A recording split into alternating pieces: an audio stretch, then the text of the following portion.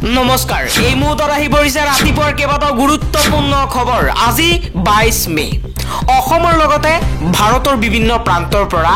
এনে ধৰণৰ খবৰসমূহ নিতৌ চাবৰ কাৰণে চেনেলটো সাবস্ক্ৰাইব কৰি ভিডিঅ'টোত এটা লাইক কৰি দিব এই মুহূৰ্তত জনাইছো এটা গুৰুত্বপূৰ্ণ খবৰ আজি ভাৰতৰ 20 কোটি মুছলমানলৈ আহিব ভাল খবৰ ওয়াকফ সংশোধনী আইনক লৈ গুছৰীয় আৰু চৰকাৰী দুইখন পক্ষৰ শুনানি হ'ব শুনানিৰ অন্তত আহিব ৰায়দান মুছলমানৰ পক্ষত ন্যায়ালয়ে ৰায় দিলে স্থগিতাদেশ আহিব ওয়াকফ আইনত পৰৱৰ্তী খবৰ পাকিস্তানে লৈছে এক ডাঙৰ সিদ্ধান্ত পাকিস্তানী সেনা প্ৰধান আসিম মুনিৰক ফিল্ড মাৰ্শাল ৰূপে পদোন্নতি দিছে পাকিস্তান চৰকাৰে অপাৰেশন সিন্দুৰত ভাৰতীয় সেনাৰ হাতত বিধ্বস্ত হোৱাৰ পুৰস্কাৰ দিয়া হৈছে পাক সেনা প্ৰধানক যি আসিম মুনিৰে মাজদিশা প্ৰধানমন্ত্ৰীক ফোন কৰি নিজৰ এয়াৰবেজ ধ্বংস হোৱাৰ খবৰ দিছিল সেইজনকেই ৰহস্যজনকভাৱে পদোন্নতি দিলে পাকিস্তান চৰকাৰে আন এটা খবৰ পীযুষ হাজৰিকাই উদঙালে মুখ্যমন্ত্ৰী হিমন্ত বিশ্ব শৰ্মাৰ মিথ্যাচাৰ পীযুষ হাজৰিকাই কৈছে গৌৰৱ গগৈ লাহোৰলৈ যোৱাৰ অনুমতি পাইছিল আনফালে মুখ্যমন্ত্ৰী হিমন্ত বিশ্ব শৰ্মাই কৈছে গৌৰৱ গগৈ গোপনে পাকিস্তানলৈ গৈছিল মুখ্যমন্ত্ৰী হিমন্ত বিশ্ব শৰ্মা আৰু মন্ত্ৰী পীযুষ হাজৰিকাৰ মাজতে এতিয়া কথাৰ পাৰ্থক্য হোৱা দেখা পোৱা গৈছে পৰৱৰ্তী খবৰ দুলিয়াজানৰ বিএন সিং পেট্ৰল পাম্পৰ ঘটনাৰ বাবে ৰাইজৰ ওচৰত ক্ষমা বিচাৰিলে তনু চাহি নামৰ মহিলাগৰাকীয়ে অৱশেষত নতশিৰ কৰিলে তনু চাহিয়ে কৈছে মই সেই কথাষাৰ অসমীয়া জাতি সংগঠনক উদ্দেশ্যি কোৱা নাছিলো তনু চাহিয়ে কৈছিল যে এনে এই লোকসকলে অসমীয়া লোকসকলে বিনামূলীয়া খাব বিচাৰে এই মন্তব্য কৰাৰ পাছতেই প্ৰতিবাদ কৰিছিল কেইবাটাও দল সংগঠনে অৱশেষত নতশিৰ কৰিলে তনু চাহি নামৰ মহিলাগৰাকীয়ে পৰৱৰ্তী খবৰ IPL 2025ৰ প্লে অফছত যোগ্যতা অৰ্জন কৰিছে মুম্বাই ইণ্ডিয়ানছে গুৰুত্বপূৰ্ণ মেচত দিল্লী কেপিটেলছক 59 ৰানত পৰাস্ত কৰি প্লে অফছত প্ৰৱেশ মুম্বাই ইণ্ডিয়ানছৰ পৰৱৰ্তী খবৰ ওয়াকফ দান বৰঙণিৰ দৰেহে ইছলামৰ অপৰিহাৰ্য অংশ নহয় উচ্চতম ন্যায়ালয়ৰ সন্মুখত কেন্দ্ৰৰ এই উত্তৰ কেন্দ্ৰীয় চৰকাৰে উচ্চতম ন্যায়ালয়ত কৈছে ওয়াকফ ইছলাম ধৰ্মৰ অপৰিহাৰ্য অংশ নহয় বৰঞ্চ হিন্দু ধৰ্মৰ দান বা শিখ পৰম্পৰাৰ দৰে অন্যান্য ধৰ্মৰ প্ৰথাৰ দৰেই এক প্ৰকাৰৰ দান কেন্দ্ৰক প্ৰতিনিধিত্ব কৰি সলিচিটৰ জেনেৰেল তুষাৰ মেহতাই কৈছে কংগ্ৰেছ টিএমচি AIM কে ধৰি বিৰোধী দলকে ধৰি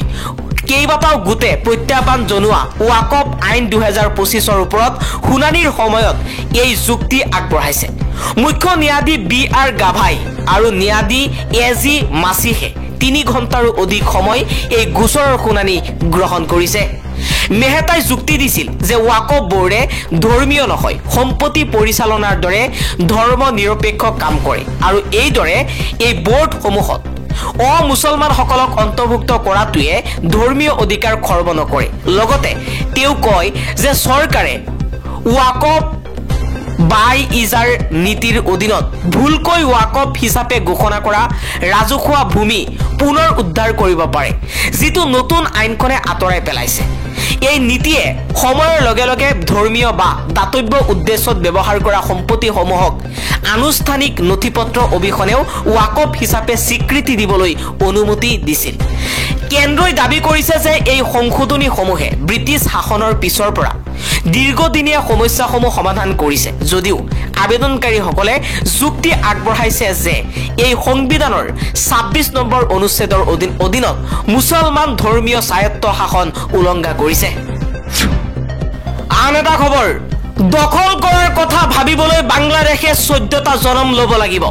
এবাৰ বাংলাদেশৰ অন্তৰ্বৰ্তীকালীন চৰকাৰৰ মুৰব্বী ডক্টৰ মোহাম্মদ ইউনুছক লক্ষ্য কৰি মুখ্যমন্ত্ৰী হিমন্ত বিশ্ব শৰ্মাই কেইবাটাও প্ৰশ্ন কৰিছে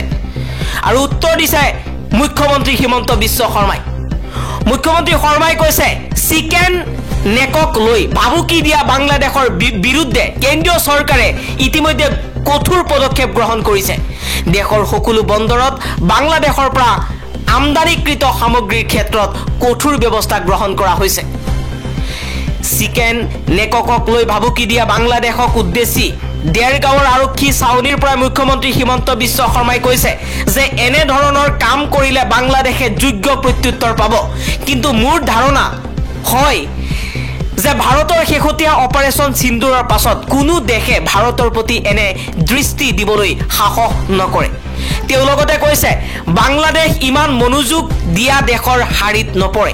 ভাৰতৰ সৈতে বেআইনী কাম কৰি ভাৰতক আক্ৰমণৰ কথা ভাবিবলৈকে বাংলাদেশৰ অতি কমেও 14 বাৰ জন্ম ল'ব লাগিব। ভাৰতৰ সৈতে বাংলাদেশৰ কোনো তুলনাই নহয়। বাংলাদেশ ভাৰতত তুলনাত অতি সৰু আৰু দুৰ্বল দেশ। চিকেন নেকক লৈ বাংলাদেশক প্ৰত্যুত্তৰ দি কয় কোনোবাই মানচিত্ৰখন ছপা কৰি দিলেই এটা নতুন সীমাৰ সৃষ্টি নহয়। এনে হোৱাহেঁতেন আমিও বাংলাদেশক অসমৰ বুলি দাবী কৰিব পাৰিলোহেঁতেন। এনে কথাবোৰৰ কোনো ভিত্তিয়েই নাই বুলি মন্তব্য কৰি মুখ্যমন্ত্ৰী হিমন্ত বিশ্ব শৰ্মাই কৈছে যে বাংলাদেশে ভাৰত আক্ৰমণ কৰা দূৰৰ কথা, বাংলাদেশ অসমৰহে এটা অংশ হৈ পৰিব। যদি বাংলাদেশে ভাৰতক আক্ৰমণ কৰাৰ কথা ভাবিছে, উত্তৰ পূৰ্বাঞ্চলক বাংলাদেশে আক্ৰমণ কৰাৰ কথা ভাবিছে, তেন্তে ভুল ভাবিছে। বাংলাদেশ এবাৰ নহয় 14 বাৰ জন্ম ল'ব লাগিব। তথাপিও বাংলাদেশে ভাৰতৰ এই শক্তিশালী স্থিতিৰ কথা পাহৰিব নোৱাৰে। পৰৱৰ্তী খবৰ, ভাৰতৰ সৈতে বন্ধুত্ব ৰক্ষা কৰিও পাকিস্তানক অস্ত্ৰ শস্ত্ৰ যোগান ধৰা দেশসমূহ এতিয়া বিপদত পৰিব পাৰে। চীন আৰু তুৰ্কীৰ বাহিৰেও ভাৰতৰ চিৰবৈৰী পাকিস্তানক অস্ত্ৰ শস্ত্ৰ যোগান ধৰি আহিছে এখন বিশেষ দেশে। সেই দেশখনৰ কথা হয়তো আপোনাৰ মনলৈ কেতিয়াও অহাই নাই। ভাৰতৰ সৈতে প্ৰায় $22 বিলিয়ন বাণিজ্যিক সম্পৰ্ক আছে দেশখনৰ। তৎসত্ত্বেও এই দেশখনে 90 দশকৰ পৰাই পাকিস্তানক দি আহিছে অস্ত্ৰ শস্ত্ৰ। পাকিস্তানৰ অন্য দেশৰ পৰা আমদানি কৰা অস্ত্ৰ শস্ত্ৰৰ সৰ্বাধিক অংশ লয় চীনৰ পৰা। 100%ৰ ভিতৰত প্ৰায় 81% অস্ত্ৰ শস্ত্ৰ পাকিস্তানে আমদানি কৰে চীনৰ পৰা। চীনৰ পিছতে দ্বিতীয় সৰ্বাধিক অস্ত্ৰ শস্ত্ৰ পাকিস্তানক দিয়া দেশখনেই হৈছে নেদাৰলেণ্ড। পাকিস্তানক নেদাৰলেণ্ডে মুঠ 100%ৰ ভিতৰত প্ৰায় 5.5% অস্ত্ৰ শস্ত্ৰ যোগান ধৰে। নেদাৰলেণ্ডৰ পিছতে স্থান আছে তুৰ্কী। তুৰ্কীয়ে মুঠ অস্ত্ৰ শস্ত্ৰৰ ভিতৰত প্ৰায় 3.8% অস্ত্ৰ শস্ত্ৰ প্ৰদান কৰে পাকিস্তানক। শেহতীয়াকৈ পেহেলগাম ঘটনাৰ পিছত পাকিস্তানক অস্ত্ৰ শস্ত্ৰ যোগান ধৰা দেশ চীন আৰু তুৰ্কীক লৈ তীব্ৰ প্ৰতিক্ৰিয়াৰ সৃষ্টি হৈছিল যদিও নেদাৰলেণ্ডৰ নাম উচ্চাৰিত হোৱা নাছিল এবাৰো।